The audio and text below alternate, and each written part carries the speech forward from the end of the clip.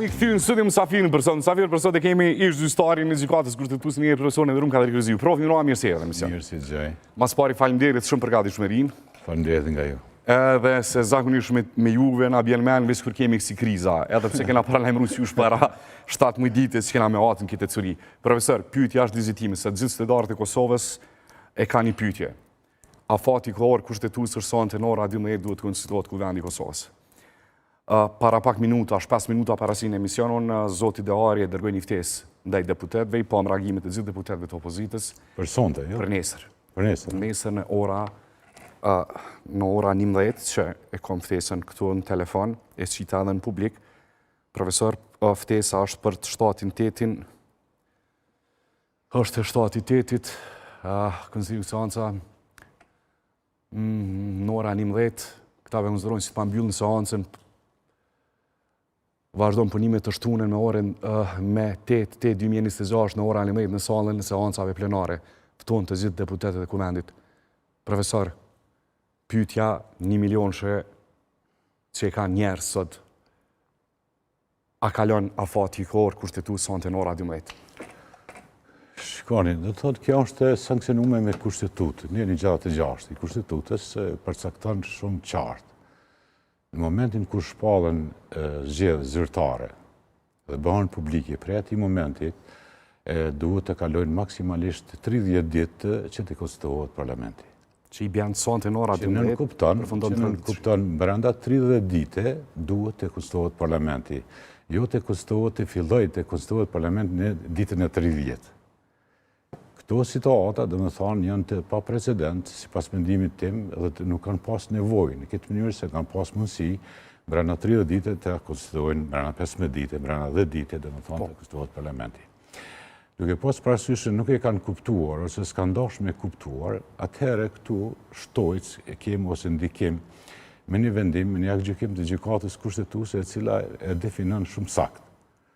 Thotë se konstituimi i parlamentit duhet të bëhet brenda 30 dite, është urdhër.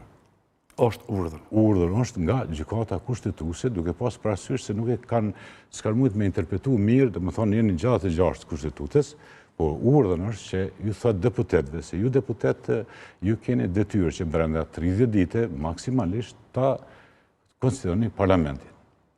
Dhe kjo është urdhën. Vendimet e gjykatës kushtetuese në ligje. Nëse shkelin ligje, ato kanë pasojë, efekte. Profesorini, shumë i kulturum, po situata politike është e tillë. Pyetja konkrete, unë jam shumë i sartë në ato çka po thoni. Pyetja konkrete, për me na kuptuar dhe plakva atje. Do të thotë, urdhëni është i sartë dhe vendimi, edhe ne në 6 mandje kena pas 6 edhe vendimin e gjykatës. Që 30 ditë, sonte në ora 12 natës përfundon që 30 ditë. Sonte a përfundon afati kushtetues i konsilimit të kuvendit. Bazë të kushtetutës dhe vendimit të gjykatës kushtetuese, sonte në orën 24 përfundon, dhe më thonë, afati kushtetues ligjor dhe obligativ për konstituimin e parlamentit të Republikës Kosovës. E qartë kjo pikë. Pyetja e dytë. Nesër, çka është kjo seancë? Nëse respektohet kushtetuta, a duhet veni automatikisht me shku sonte në zgjedhje, mas orës 12? Jo, prof. Dhe më thonë, për me shku në zgjedhje është njeni 82 i kushtetutës, i cili përcakton 4 forma, 4 mënyra ose 4 situata për shkurën në zgjedhje, shpërndarjen e parlamentit. Se parlamenti nuk mundet me shpall zgjedhje pa u konstitu, ose s'mundet mu shpërnda pa u konstitu parlamenti. I konstituar konsiderohet parlamenti kur zgjedhet kryetari i parlamentit dhe 5 nënkryetarët, siç dihet botërisht. Kështu që, dhe më thonë, parlamenti ende konsiderohet i pa konstitu, nuk mund të merr asnjë veprim, nuk ka asnjë efekt. Dhe më thonë, që as me zgjedh për shembull qeverinë, as ndonjë efekt tjetër juridik ose politik. Çka paralajmëron ligji edhe neni 66 edhe ligji urdhri që e patëm blokada që jep 30 ditë prej ditës, çka paralajmëron nëse deri sonte në ora 24 nuk konstituohet kuvendi? Ndoshta fatkeqësi ta quaj kështu që nuk kem na masa ndeshkuese. Do thotë nuk kem masë ndeshkuese, se masa ndeshkuese kushtetuese janë vetëm 4. Ato janë revokimi, dhe më thonë se marrja mandatit deputetit, është shkarkimi, pastaj është edhe shpërndarja e parlamentit, kështu që nuk kem ndonjë masë, dhe më thonë nuk kem ndonjë masë ndeshkuese për deputet të cilët nuk e kryjnë detyrat kushtetuese dhe ligjore. Do të thotë, nestra seanca për konsistimin e kuvendit është antikushtetuese, se nuk u bë sonte në orën 24 që urdhëron ligji në 66 edhe vendimi i gjykatës kushtetuese. E konsiderojmë që do të thotë është jashtë domenit, domethënë të kushtetutës dhe aktgjykimit të gjykatës kushtetuese.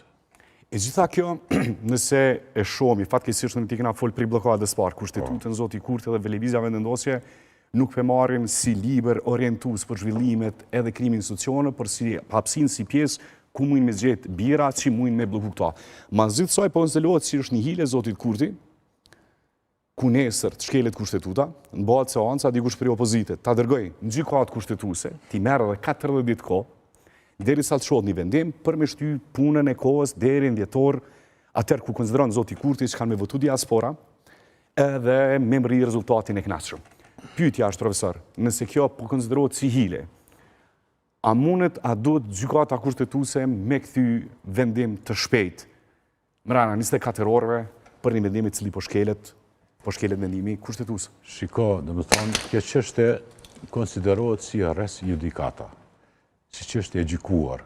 Do të thotë edhe shumë e qartë, domethënë aktgjykimi është tepër i qartë, duke pas parasysh anashkalimet, domethënë e kushtetutës, aktgjykimi është shumë i qartë, si thotë brenda 30 ditë duhet të konstituohet parlamenti. Kështu që edhe nëse dërgon dikush në gjykatën kushtetuese, nuk di se çfarë vendimi do të merr gjykata kushtetuese. Këtu duhet vetëm masa. E masa ndëshkuese, si thash, nuk ekzistojnë, domethënë. Në aspektin historik Kosovës, në aspektin e ligjshmërisë së kushtetues, si është konsiderohet kjo ditë e sodit kur njëri që ka marrë 53 deputet, nuk e tret seancën komfor në 66 edhe vendimi i gjykatës, po e shtim për një ditë, profesor. Unë e kam cek edhe disa vende tjera, për disa media tjera, do të thotë është rast i cili pa precedent, i cili nuk ka ndodhur. Për shembull, momenti në ditë kur unë kam menduar që do të propozohet një kandidat për kryetar të parlamentit, pastaj këto lëvizjet politike, këto strategjitë politike, nuk po më edhe mi kuptu, do të thonë edhe nuk është në rezonin tim, ma shumë është rezoni im aspektit kushtetues dhe juridik. Po nëse nesër këto e provon zoti Kurti me një strategji si opozita të dërgojnë gjykatë kushtetuese, a ka pas drejt një ditë ma vonë, një ditë ma herët, prap 30 ditë, zoti Kurti nuk e krijon institucionet, edhe konsiderohet që kemi pas herën e kaluar po zëllot afati kohor, edhe konsiderohet si kur 30 ditë derisa del mendimi. Përveç se janë situatat e pakëndshme, domethënë njerëzore ta quaj kështu, edhe janë të pashpjegueshme. Domethënë këto situata janë të pashpjegueshme për konstitucionalistë, edhe për njerëz të çështjeve juridike që janë. Absolutisht, domethënë të janë më shumë çështje politike, strategji, taktika, të cilat përdoren, të cilat do thotë në farë forme nuk janë në harmoni me normat, me shtetin juridik, ta quaj kështu. Profesor, prej nesër, çka mund të konsiderohet kjo seancë, nëse sonte në ora 12, me nenën 66, edhe me një vendim gjykatës që ke shumë i qartë, vendimi i gjykatës kushtetuese është ligj, po shkelet ligji, e mësoazat krimit, kuvendit, parlamentit, republikës, danit, ku marrohen, zihen ligjet, bot jashtë normës ligjore, shtrohet pyetja çka është kjo nesër. Mendimi im ka qenë edhe paraprakisht, do thotë unë kam bërë edhe apel, kam rekomanduar që të zgjedhet të konstituohet parlamenti, të zgjedhet qeveria, dhe brenda kësaj kohe do të shikohet me zgjedhje presidenti, pasi që nuk ka konsenzus po shihet, por në ndërkohë duke pas parasysh